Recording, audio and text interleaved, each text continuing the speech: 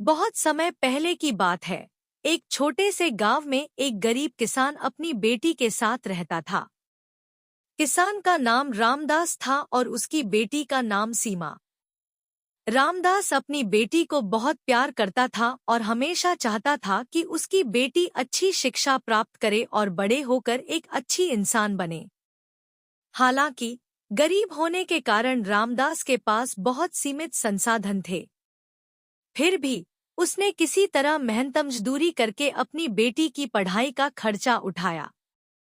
सीमा भी अपने पिता के सपनों को समझती थी और पढ़ाई में हमेशा मेहनत करती थी।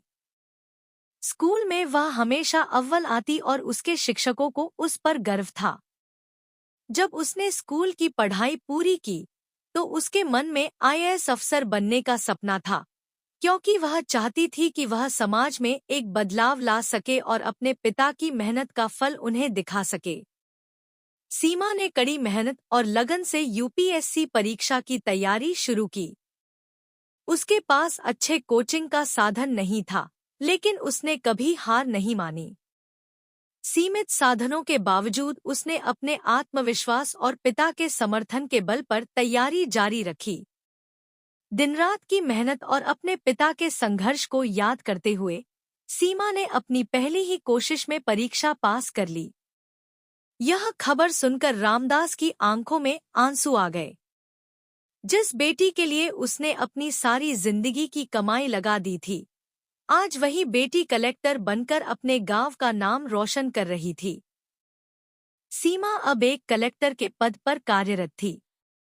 उसने गांव में कई सामाजिक सुधार किए, गरीबों के लिए योजनाएं शुरू की और अपने पिता के सपनों को साकार किया। उसके पिता गर्व से कहा करते, मेरी बेटी मेरे लिए भगवान की देन है। उसने मेरे हर सपने को पूरा किया है। कहानी को आगे बढ़ाते हुए सीमा की सफलता ने न केवल उसके परिवार को बल्कि पूरे गांव को गौरवान्वित कर दिया। जब वह कलेक्टर बनी तो उसके गांव और आसपास के क्षेत्र में खुशियों की लहर दौड़ गई। लोग उसे अपनी प्रेरणा मानने लगे, खासकर गांव की बेटियां, जो अब अपनी पढ़ाई और भविष्य के लिए और भी प्रेरित हो गई थी। गांव के लोग अब उसे हमारी बेटी सीमा कहकर बुलाते थे और उसकी उपलब्धि को अपनी खुद की जीत मानते थे। गांव में पहला कदम कलेक्टर बनने के बाद सीमा की सबसे पहली इच्छा थी कि वह अपने गांव लौटे और वहां की समस्याओं को समझे। जब वह वापस गांव आई तो उसके स्वागत में पूरा गांव इकट्ठा हो गया था। लोगों ने फूलों की माला पहनाकर उसका स्वागत किया और ढोलन-गाड़ों के साथ उसकी अगवानी की। उसके पिता रामदास के चेहरे पर गर्व और खुशी का मिलाजुला भाव था। आज उनकी मेहनत और संघर्ष का फल उन्हें मिल चुका था। बेटी ने उनका सिर गर्व से ऊंचा कर दिया था। गांव में सीमा ने सबसे पहले लोगों से उनके जीवन की समस्याओं के बारे में चर्चा की। उसे जल्दी ही पता चला कि गांव में शिक्षा, स्वास्थ्य सुविधाएं और पानी की कमी जैसी कई गंभीर समस्याएं थीं। सीमा ने इन मुद्दों को हल करने का निश्चय किया और प्रशासन में अपनी जिम्मेदारियों के साथ गांव की समस्याओं पर काम करना शुरू कर दिया। पहली चुनौती, शिक्षा व्यवस्था। सीमा ने गांव के स्कूलों की हालत देखी तो वह दंग रह गई। वहां केवल एक ही शिक्षक था और बच्चों को पढ़ाई के लिए उचित सुविधाएं नहीं थी। उसने तुरंत ही शिक्षा विभाग से संपर्क किया और गांव में शिक्षकों की संख्या बढ़ाने और स्कूल की मरम्मत कराने का निर्देश दिया।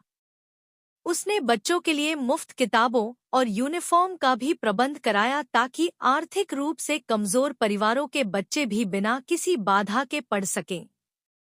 गांव के बच्चों और अभिभावकों में शिक्षा के प्रति जागरूकता बढ़ाने के लिए उसने एक कार्यक्रम आयोजित किया, जहां उसने लोगों को बताया कि शिक्षा से ही उनके बच्चों का भविष्य उज्जवल हो सकता है। सीमा ने स्वयं उन बच्चों को पढ़ाने की शुरुआत की, जिनके पास अतिरिक्त पढ़ाई का साधन नहीं था।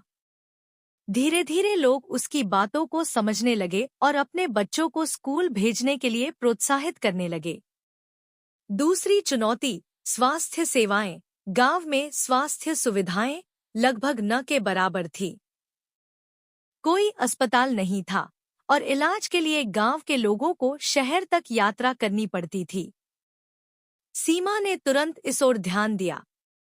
उसने स्वास्थ्य विभाग से बात करके गांव में एक प्राथमिक स्वास्थ्य केंद्र, प्राइमरी हेल्थ सेंटर, स्थापित कराया। इसके साथ ही उसने गांव के लिए एक एम्बुलेंस की सुविधा भी शुरू करवाई ताकि आपातकालीन स्थिति में लोगों को तुरंत मदद मिल सके।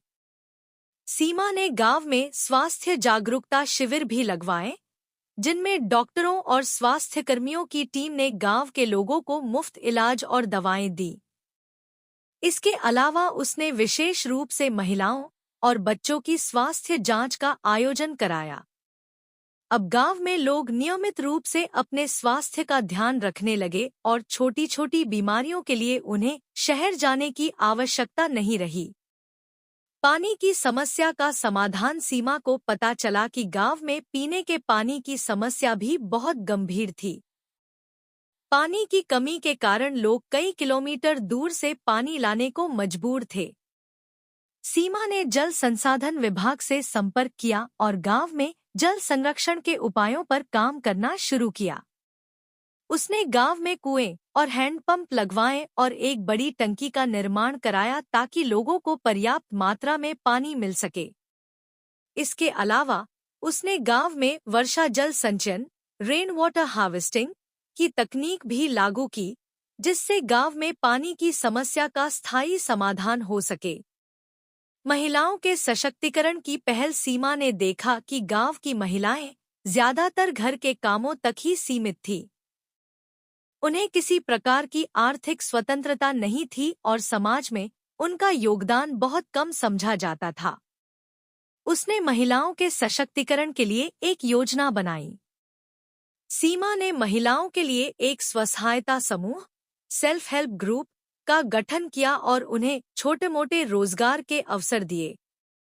उसने सिलाई, बुनाई और हस्तशिल्प जैसे कौशल सिखाने के लिए प्रशिक्षण शिविर लगाए। इसके बाद उसने इन समूहों की बनाई गई वस्तुओं को बाजार में बेचने के लिए सरकार से सहायता प्राप्त की। धीरे धीरे महिलाओं को अपने काम से आय मिलने लगी और वे आत्मनिर्भर बनने लगी। उनके आत्मविश्वास में वृद्धि हुई और समाज में उनका स्थान भी बढ़ने लगा। अब वे न केवल अपने घर के आर्थिक स्थिति को मजबूत कर रही थीं, बल्कि समाज में भी उनकी अलग पहचान बन रही थी। सामाजिक कुरीतियों के खिलाफ संघर्ष। गांव में कई पुरानी सामाजिक कुरीतियां भी थीं, जिनसे सीमा को नफरत थी। दहेज प्रथा, बाल विवाह और अशिक्षा जैसे मुद्दे उसे बहुत परेशान करते थे। उसने इन कुरीतियों के खिलाफ एक अभियान चलाने का निश्चय किया। उसने गांव के बुजुर्गों और पंचायत के सदस्यों के साथ बैठकें की और उन्हें समझाया कि ये कुरीतियां समाज के विकास में बाधा बन रही हैं। उसने युवाओं और बच्चों को शिक्षा और जागरूकता के माध्यम से इन मुद्दों के खिलाफ लड़ने के लिए प्रेरित किया। सीमा की मेहनत और लगन के कारण धीरे धीरे गांव के लोग इन कुरीतियों के प्रति जागरूक होने लगे। लोगों ने समझा कि बिना दहेज के शादी करना और बाल विवाह का विरोध करना समाज के हित में है। अब गांव में किसी भी प्रकार की कुरीतियों के खिलाफ लोग खुद खड़े होने लगे थे। रामदास की खुशी और गर्व। सीमा की सभी उपलब्धियों को देखकर उसके पिता रामदास की आंखों में गर्व के आंसू आ गए। वह अपनी बेटी को देखकर भावुक हो जाते थे, क्योंकि उन्होंने कभी सपने में भी नहीं सोचा था कि उनकी बेटी गांव की इतनी बड़ी समस्याओं का समाधान कर सकेगी। एक दिन सीमा के पिता ने उसे कहा, बेटा, आज तुमने मेरा सपना पूरा कर दिया। मैं चाहता था कि तुम एक ऐसी इंसान बनो जो दूसरों की मदद कर सके, और तुमने मेरे इस सपने को साकार कर दिखाया। सीमा अपने पिता के शब्द सुनकर भी भावुक हो गई और उसने अपने पिता से वादा किया कि वह हमेशा उनके इस गांव की सेवा करती रहेगी और समाज के लिए कुछ न कुछ अच्छा करती रहेगी। सीमा की प्रेरणा से गांव के अन्य युवाओं का उठान। सीमा के प्रयासों ने गांव के युवाओं को भी प्रेरित किया। उन्होंने भी देखा कि कैसे एक सामान्य किसान की बेटी, जिसने अपनी मेहनत और लगन से पढ़ाई की, आज एक कलेक्टर बनकर उनके गांव का गौरव बढ़ा रही है। कई युवा सीमा की तरह पढ़ाई करने और सरकारी सेवा में जाने का सपना देखने लगे। सीमित संसाधनों के बावजूद वे अब मेहनत करने और अपने सपनों को साकार करने के लिए प्रेरित थे। सीमा ने गांव के बच्चों के लिए एक कोचिंग सेंटर भी खुलवाया, जहां वे प्रतियोगी परीक्षाओं की तैयारी कर सकते थे। उसने युवाओं को करियर के बारे में मार्गदर्शन दिया और बताया कि किस प्रकार से मेहनत और दृढ़ निश्चय से वे भी समाज में एक उच्च स्थान प्राप्त कर सकते हैं। उसके इस कदम के कारण गांव के कई बच्चों ने प्रतियोगी परीक्षाएं पास की और विभिन्न क्षेत्रों में सफलताएं हासिल की। गांव का संपूर्ण परिवर्तन और नई पहचान सीमा के अथक प्रयासों और सुधारों के कारण गांव की पहचान बदल गई थी। जहां पहले यह गांव पिछड़ा और समस्याग्रस्त माना जाता था, अब इसे एक आदर्श गांव के रूप में देखा जाने लगा। लोगों के जीवन स्तर में सुधार आया, शिक्षा का स्तर बढ़ा और आर्थिक रूप से भी गांव सशक्त हो गया। सीमा के पिता रामदास का सिर गर्व से ऊंचा था और गांव के लोग सीमा को अपनी बेटी मानने लगे थे।